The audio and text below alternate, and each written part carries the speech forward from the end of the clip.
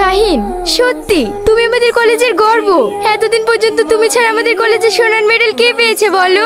আরে মেডেলটা হাতে কেন, গলায় পরে নাও, সবাই দেখুক। না সালমা, এটা আমার প্রাপ্য না। তুমি মেডেল পেয়েছো আর তোমার প্রাপ্য নয় মানে? না সালমা, এই মেডেল যে আমাকে পাইয়ে দিয়েছে সে কে জানো? কে? সে আমার মা। আমি তো শুনেছি ওটা তোমার সৎ মা। খবরদার সালমা, তুমি আমার মার ব্যাপারে কথা বলবে না। ওটা আমার মা, তার সর্বসুখ ত্যাগ করে আমাকে পাইয়ে দিয়েছে এই সোনার মেডেল। শাহিন, আমার ভুল হয়েছে, আমি বুঝতে পারিনি তুমি তোমার মাকে এত ভালোবাসো। শাহিন, মা তোমাকে যেতে বলেছে। না সালমা, তোমাদের বাড়ি অন্য একদিন যাব।